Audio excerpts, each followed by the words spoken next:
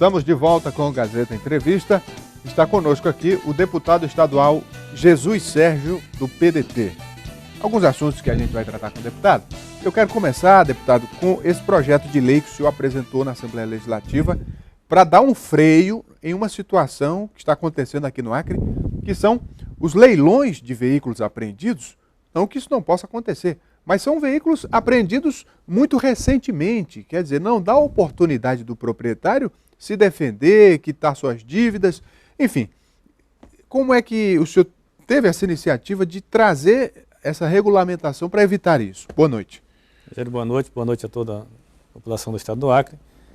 A retenção por parte do veículo, a gente discutiu com outros deputados a nível de Brasil e em outros estados, né, estão sendo apresentado o mesmo projeto de lei, onde proíbe o governo do estado de reter o veículo. A base que a gente usa para isso é, se o cidadão tem um comércio, ele atrasar, por exemplo, o ICMS, o governo não vai lá e retém, né, não fecha as portas do seu comércio. Ele tem outros meios de cobrar o ICMS, colocar na dívida ativa, o comerciante, fazer alguma coisa, mas ele não vai lá e fecha as portas do comerciante.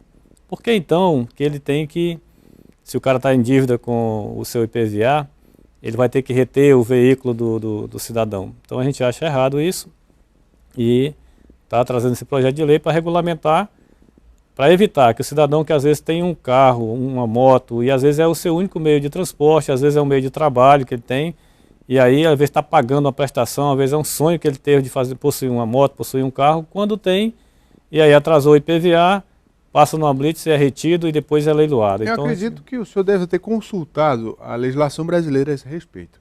Existe alguma prerrogativa do Estado de fazer isso, de reter o veículo e depois leiloar esse bem?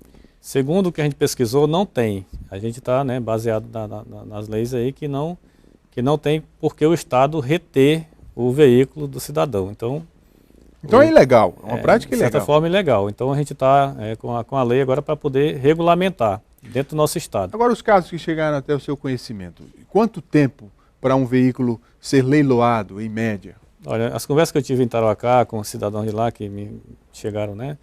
Eles dizem lá que, e também depois aqui também eu vi, é que em torno de, depois de 6 meses já estão leiloando. Então, segundo as pessoas, né, hoje já virou um comércio dentro do Detran, né, apreender e vender os veículos. Leilões realmente acontecem com muita frequência, 4, 5 vezes por ano, pelo menos aqui em Rio Branco, acontecem e de fato muitos veículos são leiloados. Agora, qualquer processo administrativo, quiçá judicial, leva muito mais tempo para se concluir, né? Qualquer conflito na justiça, você leva muito mais tempo do que 6 meses para ter um veredito.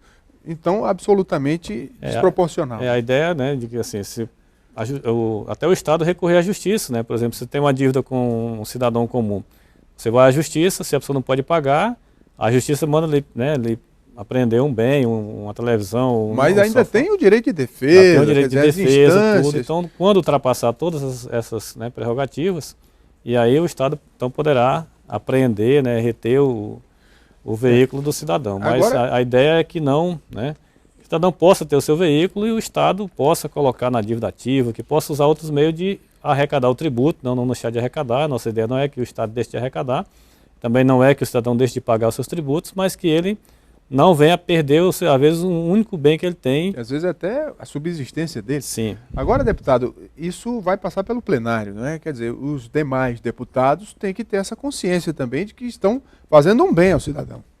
A gente apresentou o projeto hoje, né? O projeto vai passar nas comissões, a comissão vai analisar a constitucionalidade do projeto, se ele é constitucional ou não, e se a única análise que é feita é essa, né? Então, depois vai para a plenária para ser votado. Os deputados em plenária, eles vão votar, e aí a gente acredita nos deputados que eles vão votar a favor, porque não é uma reivindicação do deputado Jesus, é uma reivindicação da população do nosso estado que clama, né? Onde eu ando, o pessoal está falando isso, né? Não é só aqui em Rio Branco, é nos municípios também. E aí você tem que trazer, a lei ela tem que ser aquilo que está acontecendo, nós temos que transformar em lei. Então não podemos, né, deixar de atender a população quando ela reivindica que seja feita alguma mudança, e principalmente nesse caso aí da apreensão dos veículos.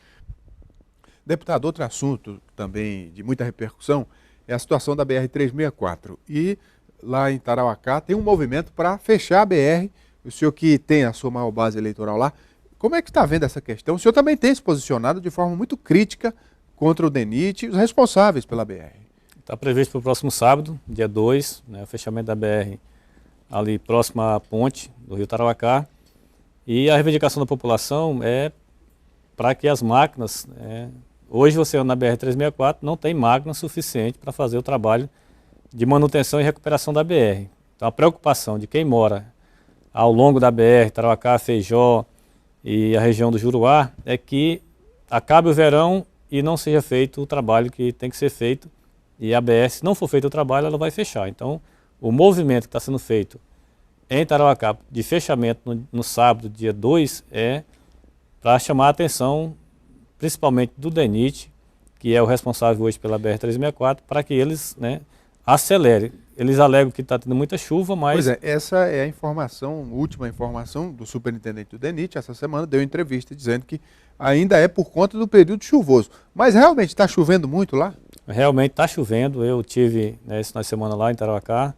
Eu fui pela BR, saí daqui na quinta-feira às 4 da manhã, cheguei lá às 3 horas da tarde. Na segunda-feira, quando voltei, saí 10h30, cheguei aqui 9h30 da noite. Então gastando aí de 11 a 12 horas andando de caminhonete, né, e não assim, não parando. Então tá a situação muito ruim. Muito período de chuva na parte entre Tarauacá e Feijó, mas na região aqui próximo ao Purus está chovendo menos. Para cá, essa região de cá está chovendo menos. A gente acredita que é possível levar as máquinas já para poder começar o trabalho. Outra informação que surgiu essa semana, o deputado Luiz Gonzaga afirmou que os recursos disponíveis são apenas para recuperar entre Sena Madureira e Tarauacá. O senhor tem essa informação também, deputado? Tem a informação passada pelo próprio superintendente DENIT, o Thiago, de que estava orçado 200 milhões, mas o que tem para este ano são 140 milhões. E se você orçou, né, fez um orçamento de 200 milhões para fazer a BR do Purus de Sena até o Rio Liberdade, e só veio 140 milhões, então significa que realmente não dá para fazer todo o serviço. Então tem que priorizar. E a prioridade hoje é o trecho que vai de Mané Urbano até Tarauacá, que é a pior parte que tem. E tem alguns atoleiros também entre Tarauacá e o Rio Liberdade. Essa semana, deputado, o senhor também levantou a informação de que em Tarauacá as ruas estão se derretendo, né? E que não tem até agora ninguém que se responsabilize por isso. O senhor fez essa denúncia, como é que está a situação lá? A denúncia foi feita, né? Porque é uma cobrança que no ano passado, em agosto, eu fiz um requerimento ao DEPASA pedindo informações acerca de uma rua, que é a Avenida Avelino Leal, que é o bairro Copacabana, onde foram gastos quase 6 milhões de reais para fazer a rua. Quantos milhões? Quase 6 milhões para fazer a rua. Em uma única rua? Uma única rua. É uma das principais ruas de Tarauacá que dá acesso à entrada da cidade. E a rua, com pouco tempo, ela começou a dar problemas. E a população vai, né, me procura os responsáveis. O prefeito disse que não fazia a manutenção porque era uma obra do Estado. E agora a atual prefeita também diz a mesma coisa. É uma rua que dá acesso ao hospital, dá acesso ao ensino médio, onde passam mais de 1.500 alunos todos os dias. E para chegar à escola, o aluno às vezes tem que... chega na escola todo melado, né, por lama, né, e aí às vezes falta aula, às vezes não tem... Então é um problema social. E a nossa cobrança aqui ao secretário do DEPAS é que pelo menos responda o requerimento, para nós sabermos a quem procurar. Se procura o DEPAS, se procura a empresa que fez o serviço, ou se não deve procurar mais eles, deve procurar a prefeitura, porque afinal a rua pertence ao município. Então, a nossa indagação, né, e como não fomos respondidos, a gente então, ontem falamos que ia levar ao Ministério Público, mas hoje mesmo, né, chegou lá a informação, mandaram cópia do contrato e foi mandado também uma resposta. E a gente vai analisar se isso está dentro do que foi perguntado, senão a gente vai seguir, né, com a nossa indagação ao Ministério Público. Deputado, para a gente encerrar, uma questão política, o senhor tem andado muito e afirma-se nos bastidores que o senhor pode ser candidato a deputado federal pelo PDT. Tem essa possibilidade?